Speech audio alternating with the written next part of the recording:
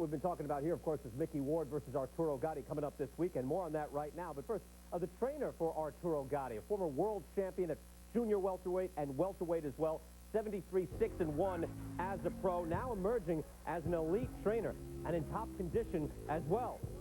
Arturo Gatti, Antonio Tarver, Johnny Tapia once again. He will have Angel Manfredi. We welcome to Friday Night Fight, Buddy McGirt, the former champion of the world. How are you, buddy? Okay, how you doing? Getting ready, training Arturo Gatti for this weekend. Clean shaven. Look at this. Looking sharp now. Let me ask you one thing. As a fighter now becoming a trainer, was there ever something missing when you were a fighter? Said, boy, he should have said this, or you know, most trainers don't pay attention to this. Is there something that happened throughout your career that you thought, I'm going to do that, and that you're doing right now?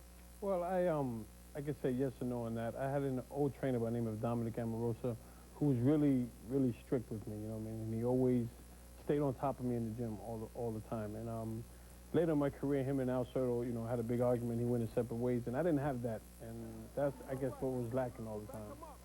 Buddy, obviously your technical knowledge of the game's got to come in handy, but you've been a trainer for a bunch of years already, and it's only recently that you're working with top-shelf guys and getting the recognition. What is the secret to your success? Johnny Tapia goes to the body against Soto, knocks him out. Soto's never even dropped suddenly. Tapia, who can't punch, stops him. Antonio Tarver gets through the Reggie Johnson fight, fighting a perfect fight. You thought maybe he'd get dropped. He does get dropped. You're in there in the corner to save the day and make sure he stays on course. What is your secret to working with these fighters, the success you've been getting? Well, I've always been a student of the game, Max. You know, I've always studied boxing till this day. I sit up at night, I watch fight films of all the old fighters, and I'm always learning every day. You know, this way when I go to the gym with the fighter, I always try to keep it interesting. Who in particular do you watch that you learn from? Oh, everybody.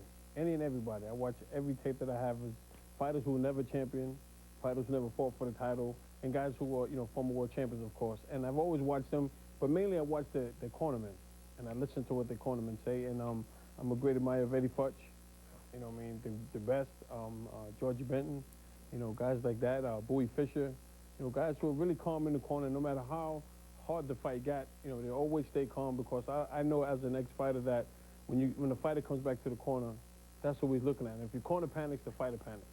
It's just instinct. Last time we saw Arturo Gatti was against Teron Millette.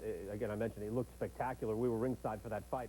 And it's funny, we look over, and this is right after Tarver was in the ring, and then we're watching this, and look, there's Buddy McGirt again, and there's something similar happening here. You tell me, what was different? Was anything different, Arturo Gatti getting ready for Teron Millette? Well, and when I had Arturo Gatti in camp, I just reminded of things he used to do before he became champion. I mean, before he moved up in weight, and before everyone was always pitching on Arturo Gatti, the warrior. I said, look, Arturo, you can box. And I had a kid by the name of Scott DePomp, who's an up-and-coming kid out of New Jersey. He came in to spar with Arturo for that fight. You know, his style is nothing like Millette's, but Scott is a hard worker. He's very awkward. I mean, Scott can start a right hand, he'll start the throw in the right hand this way, but it looked like it goes this way, then back in, and then bow, hit you on the chin.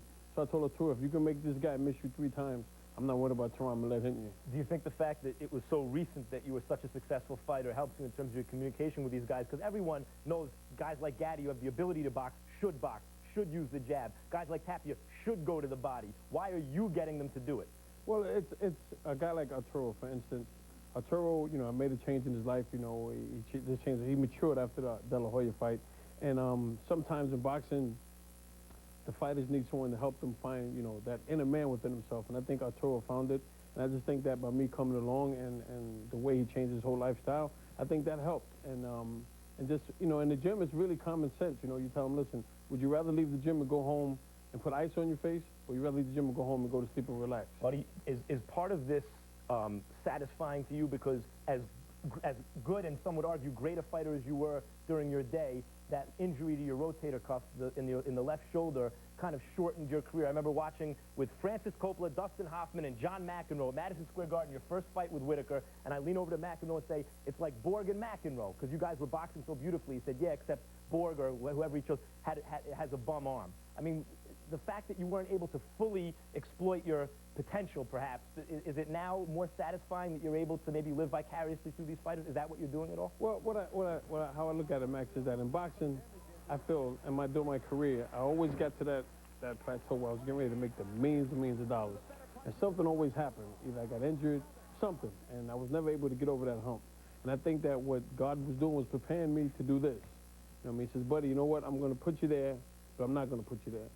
And I want you to share your experiences with the fighters that you train. And, you know what I mean? And when I started training fighters, I was working with a kid named Brian Adams, who you know who's an up-and-coming junior lightweight, and he was getting ready for the 96 Olympic trials. And he was fighting a guy who already had beat him. And he said to me, he said, James, he said, this guy beat me before, man. What's the secret?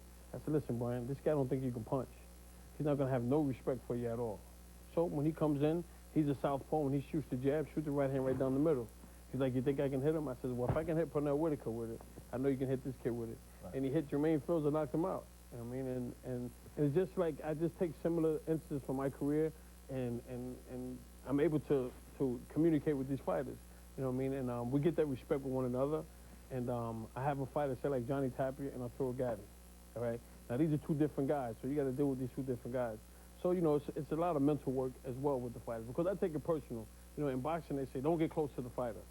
You know what I mean? Because they'll break your heart. But I know no other way, because my trainer, that's what he taught me. We had a great respect for each other. You know what I mean? And I still call him today to get advice from him. I'm not going to lie to you. Al. No, Damian Morosa. Damian Morosa, you know what I mean? I call Al. I speak to Al a lot. But Damian Morosa, you know, he was an old school guy, man. And I used to tell Al, I said, Al, you know what? I says, any fighter you put with Dominic that you have coming, if they last 2 months with Dominic, they're going to be a world champion. And only one fighter lasted 2 months with Dominic, and that's the kid Scott the Pump I was telling you about. Everyone else was like, Al, I don't like him. He's too old-fashioned. He's too this, he's too that. But Dominic didn't take any mess. I mean, if you came to the gym, you was able to spar. If your hand hurt, Dominic said you should have stayed home. Right. You know what I mean? So. Buddy, you mentioned Johnny Tapia. You weren't with him for the last fight. You are once again with Johnny Tapia. What happened there? What's going on? Well, before the Medina fight, you know, we was training for the fight with Vasquez. Then it got canceled. And then I went back and I started training Arturo, and I was training a bunch of other fighters. I started training Angel Man Freddy. And Johnny's like, look, I know you're busy, so, you know, for this fight. But I said, I understand, Johnny, you know what I mean? Just go ahead and handle your business. We have a great relationship like that. But it wasn't that he looked not so good against Medina, and then he calls you the next day. Teddy Atlas always says these fighters call you when they need you. No, me and Johnny's always had a great rapport. You know, Johnny's a great guy, and I knew that, you know, I was nervous for him going into the fight, you know what I mean? Because I know how you got to get to Johnny, you know what I mean, when he's training. He's a hard worker. Sometimes he overdoes it, you know what I mean?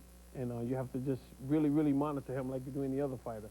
And I knew that after the Medina fight, that I'd be working with him again. I just had that feeling. Here's the question for tomorrow night. It's in Gaddy's best interest just to keep boxing. So why are we to believe he's ever going to stop and make that stand, make it a great action fight? If you got him boxing the way he's supposed to, he's not supposed to stay still for Ward, is he? Well, this is the key, Max. There's going to come a time we're going to have to sit in the pocket. But we're going to sit in the pocket when we want to sit in the pocket, not when Mickey Ward wants us to sit in the pocket. So the key of the fight is this. We're going to do what they don't expect us to do. I mean, and we're not going to do what they want us to do. Any special preparations for the left hand to the body? Oh, well, it's like this. Yeah, we have preparations for it. I mean, of course. And we prepared for any and everything. We know that when Mickey Ward throws a left hook to the body, where's the first place he punches? He throws a left hook to the head. Right. You know what's coming next, left hook to the body. I mean, so as soon as you feel that left hook coming up top, you turn. I mean, once we nullify that hook on Mickey Ward, what is he going to do? This is great. This is like a seminar here. Now, right. While we have Buddy McGirt here, former world champion, this is great stuff, buddy. Give us something on Tyson Lewis. Off the top of your head, your bottom line, what do you think?